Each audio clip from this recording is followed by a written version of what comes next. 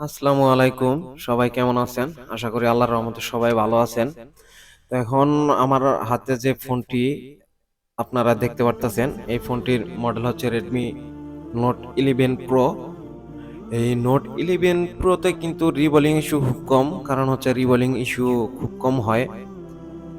তো এই ফোনটিতে কমন একটি প্রবলেম আছে। যারা দীর্ঘদিন যাবতে কাজ করেন অবশ্যই আপনারা জেনেই থাকবেন যে আসলে Note 11 Pro তে আসলে কি প্রবলেম। তো এই ফোনটিতে হচ্ছে হঠাৎ করে এই ফোনটি অফ হয়ে যায়, আর অফ হয়ে গেলে এই ফোনটি কিন্তু 2G আইসিটা পরিবর্তন করেই কিন্তু সলভ করা যায়।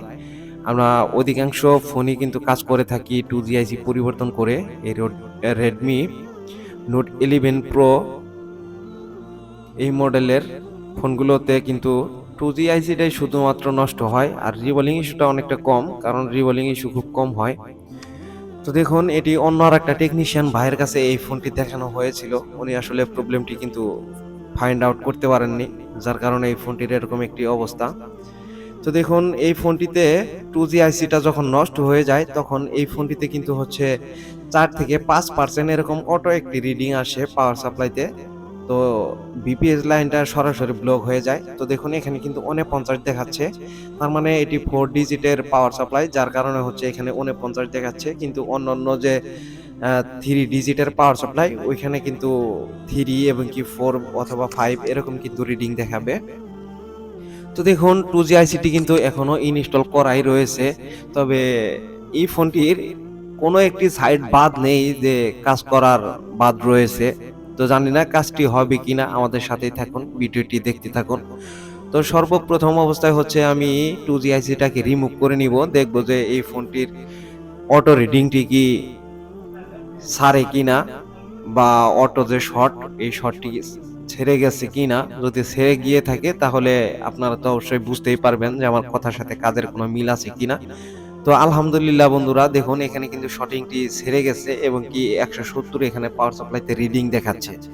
170, 71, 72 এরকম উঠে কিন্তু দাঁড়িয়ে থাকে। মানে রিডিংটা যদি পড়ে যায় তাহলে কিন্তু ফোনটা কিন্তু রান হওয়ার কথা। আর এখন যে রিডিংটা আছে, এই রিডিং এ কিন্তু ফোন চালু হবে না, যেহেতু 17 রিডিং উঠে আটকে থাকে। আটকে থাকলে কিন্তু এই ফোনগুলো চালু হয় না।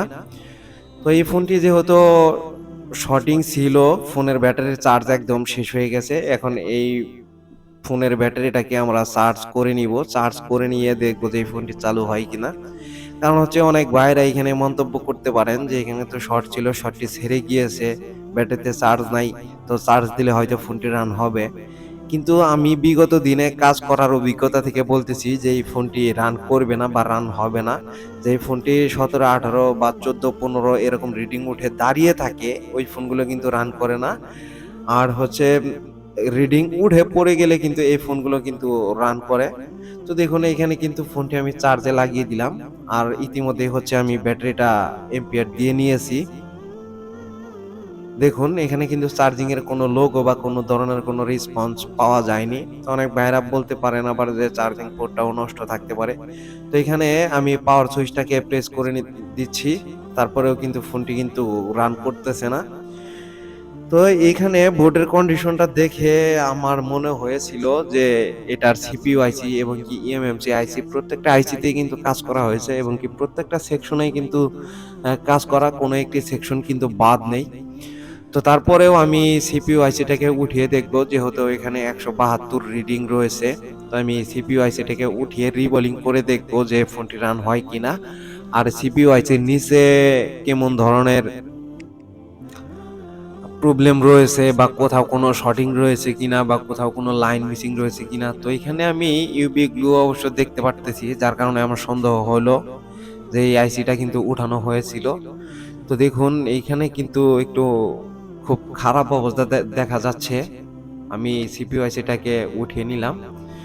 তো উঠিয়ে নিয়ে আমি আপনাদেরকে সম্পূর্ণ রূপে দেখাবো।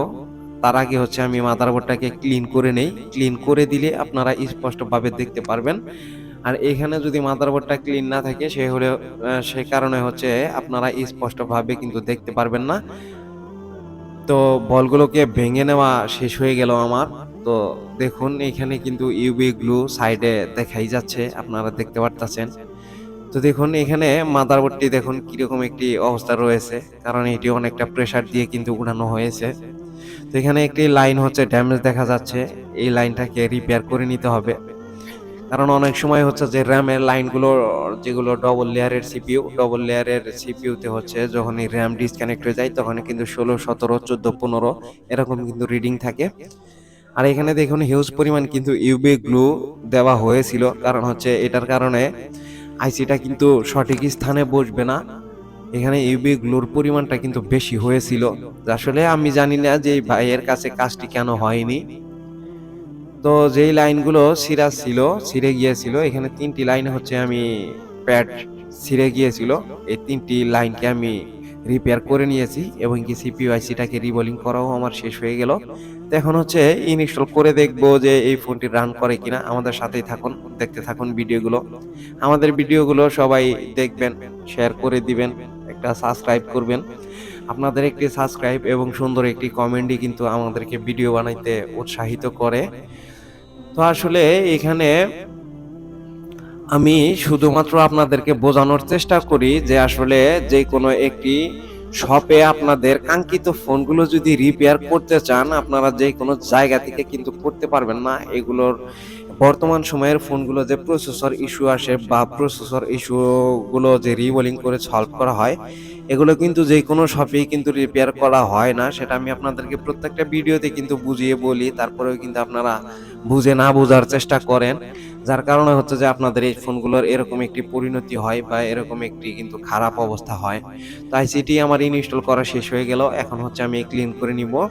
আর আমাদের মোবাইলের কাজ করতেছি যে এখানে দেখুন আমরা কিন্তু 2G আইসিটা কিন্তু উঠিয়ে রেখে দিয়েছি, কারণ আপনারা কিন্তু দেখতেই পারলেন 2G আইসিটা নেক্সট টাইমে আমি রিপেয়ার করে নিব। কারণ হচ্ছে যে এখন এই ফোনটি রান হওয়া হচ্ছে মূলত বিষয়, রান হয়ে গেলে তারপরে হচ্ছে 2G আইসিটা আমি লাগিয়ে নিব, কারণ আমার কাছে ইনটেক নতুন আইসি আছে আর এগুলো মার্কেটে অ্যাভেলেবেল কিনতে পাওয়া যায়। তো দেখুন আলহামদুলিল্লাহ বন্ধুরা, ফোনটি কিন্তু চালু হওয়ার সিমটম দেখা দিয়েছে। তো দেখি সম্পূর্ণরূপে ফুললি চালু হয় কিনা। তো চালু হয়ে যাওয়ার কথা। দেখুন আলহামদুলিল্লাহ চালু হয়ে গেছে। আসসালামু আলাইকুম, সবাই ভালো থাকবেন।